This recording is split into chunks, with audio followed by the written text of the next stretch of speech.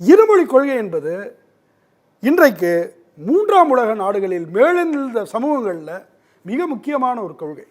நீங்கள் இருமொழி கொள்கையை அது எவ்வளோ பெரிய தாக்கத்தை செல்வாக்க உண்டாக்குனதுங்கிறத நம்ம வரலாற்றில் ஒரு ஒப்பீட்டுக்கு போவோம்.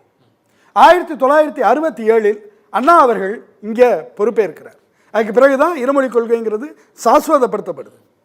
1965 அதாவது அண்ணா இங்கு பொறுப்பேற்பதற்கு 2 ஆண்டுகளுக்கு முன்பு சிங்கப்பூர் சுதந்திரம் அடைகிறது, முழு சுதந்திரம் அடைகிறது. அங்கே லீ குவான் யூ பொறுப்பேற்கிறார். ஆசியாவில் 2 உதாரணங்கள் இருமொழி கொள்கை மேலெழுந்த சமூகங்கள் என்று சொன்னால், ஒன்று சிங்கப்பூர், இன்னொன்று தமிழ்நாடு.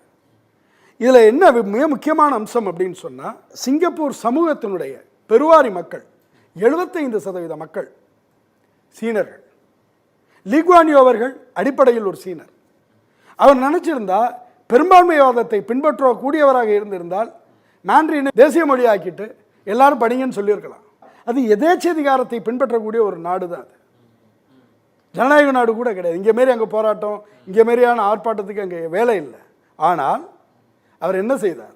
4 மொழிகளை தேசத்தினுடைய மொழிகளாக்கினார். ஆங்கிலம், மாண்ட்ரின், மலாய், தமிழ். இதில் லிங்குவா ஃப்ராங்கா, அதாவது ஒரு பொதுமொழி, அந்த இடத்தில் ஆங்கிலத்தை கொண்டு வந்து வச்சார். ஏன் அதை செய்தார்? அடிப்படையில் ஒரு மேட்டுக்குடி சமூகத்தைச் சேர்ந்தவர் லீ குவான் யூ. அவர் சீனராக பிறந்தால் கூட அவருடைய வீட்டில் ஆங்கிலத்தில் தான் பேசுவாங்க.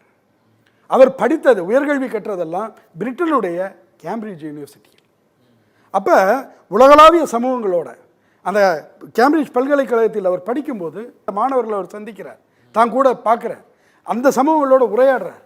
அப்போ தன்னுடைய நாடு அடுத்த கட்டத்தை நோக்கி போகணும், வேற ஒரு நூற்றாண்டுக்கு தயாராகணும்னு சொன்னால் ஆங்கிலம் தான் அதற்கு சரியான வழிமுறையாக இருக்கும் என்பதை கண்டறிகிறார், அதை உணர்றார். அப்படி தான் அவர் ஆங்கிலத்தை இங்கே நிறுவுறார்.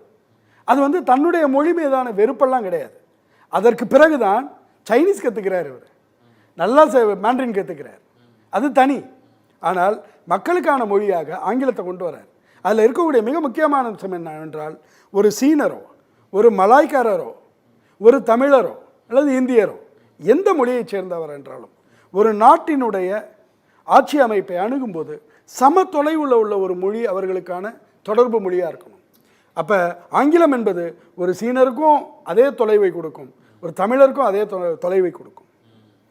இதை தான் அண்ணா வலியுறுத்தினார்.